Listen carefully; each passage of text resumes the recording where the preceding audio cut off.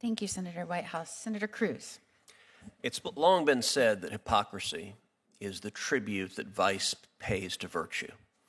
I have to admit I'm enjoying listening to my Democrat colleagues suddenly discover the virtues of the rule of law after 4 years where they brazenly supported the most lawless Department of Justice and the most politically weaponized Department of Justice our nation has ever seen. We just heard the senator from Rhode Island talk about the imperative of protecting judges. And yet not a single Democrat senator cared about the violent protesters that showed up outside Supreme Court justices' homes, including, I might note, female justices like Justice Amy Coney Barrett, threatening their family, and Joe Biden's attorney general didn't do a damn thing and refused to enforce the law to protect those judges. Why? Because he agreed with the violent protesters and he wanted to intimidate and threaten those judges. Professor Bray, under our Constitution, who should decide elections, the voters or unelected judges? The voters are the ones who should vote in the election according to the laws, and the laws sometimes have to be applied by the judges if there are cases. And under our Constitution, who is charged with making policy decisions, elected representatives elected by the people or unelected federal judges? I think the question of policy, Senator, is a little broader than the particular case. So the laws should be enacted by Congress. That's where the fountain of law. Policy decisions are the elected branches. Right. Law is the province of the court. Policy is the province of the elected branches. These are not complicated. Ted Cruz just took off the gloves and called out the Democrats in a way we've rarely seen. This Senate hearing was supposed to be about judicial fairness, but Cruz used it to expose the blatant hypocrisy of his Democratic colleagues. Today, I'm breaking down the key moments from this intense exchange, including how Democrats suddenly rediscovered the rule of law, the shocking rise in universal injunctions against Trump, and the strategy behind judicial activism and political lawfare. Buckle up, this is one you don't want to miss. Cruz started by pointing out something that a lot of people... Do the federal courts have power to issue remedies for people who are not parties to a case? That's a question I agree is not complicated. They do not have that power. Is the phrase nationwide injunction or universal injunction found anywhere in the Constitution? It is not. First chart. In the first 150 years of our republic, how many nationwide injunctions were issued? My view is that there were not any until 1963. 0. Now fast forward. How many nationwide injunctions were issued in the entire 20th century? It's a small number. I would think it would be a dozen, give or take. It's not large. 27, actually. Excluding Trump's first term, how many nationwide injunctions were issued in the last 20 years? Far more than that. 32. From 2001 to 2024 against Biden, Obama, and Bush, 32. And how many nationwide injunctions have been issued in the last 2 months alone? There have been quite a few. 37. Let that sink in.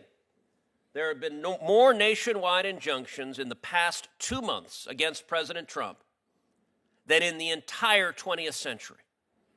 There have been more nationwide injunctions against President Trump in the last 2 months than both terms of George W. Bush, both terms of Barack Obama, and Joe Biden's term. We saw during the Biden presidency lawfare, indicting President Trump 4 times. Cruz started by pointing out something that a lot of people have noticed, but few have called out so directly. Democrats have suddenly become champions of the rule of law after years of supporting a weaponized Department of Justice. Here's what he had to say about the silence from the left when mobs gathered outside the homes of Supreme Court justices, threatening their families. It's a fair question. Why was there no outrage then? Now let's talk numbers.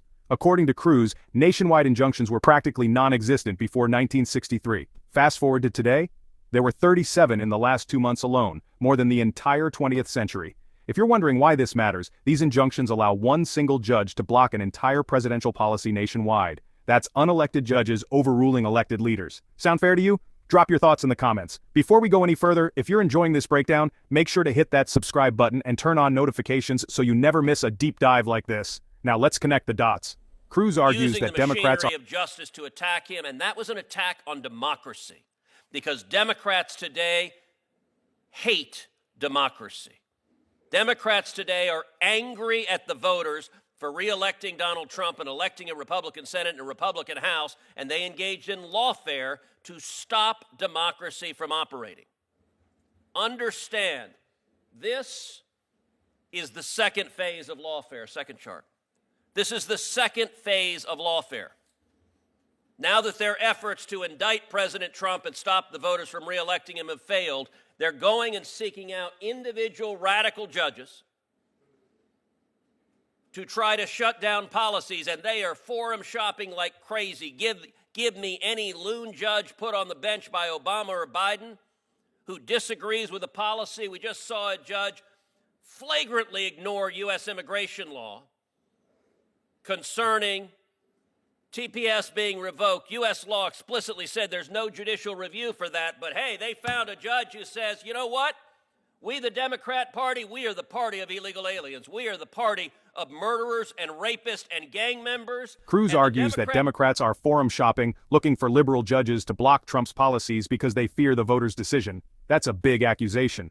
But think about it. Trump was indicted 4 times, yet the left still isn't satisfied. Now the courts are their next weapon. What do you think? Are these legal battles about fairness, or are they political warfare? Let me know below. Here's where things get even crazier. Cruz highlights a judge who ignored U.S. immigration law to protect temporary protected status, TPS, for migrants despite explicit laws saying there's no judicial review allowed. And Cruz didn't hold back, saying the Democrats have become the party of illegal aliens, murderers, and gang members over American citizens. That's some strong language. The Democrat Party exists here to fight to keep murderers and rapists and gang members in your communities. There's a reason the Democrat Party is at 26% approval nationwide, because they put radical policies ahead of rule of law. Nationwide injunctions are an abuse of power. It is the judiciary acting as policy deciders, and it is incumbent on this committee and this body to rein in the abuse of power from these unelected radical judges who are trying to overturn the election because they disagree with what the voters decided. Thank you, Senator Cruz. Senator That's some strong language. But is he wrong? With crime rising and border issues dominating headlines, this argument resonates with a lot of people. Would you agree that judicial activism is a problem? Vote in the poll right here or let me know in the comments. Here's the big takeaway. We're witnessing a legal battlefield like never before. With 2024 on the horizon, these court battles could reshape the election. If this video opened your eyes, smash that like button and share this with someone who needs to see it. And remember to subscribe so you don't miss our next deep dive into the stories the media won't tell you.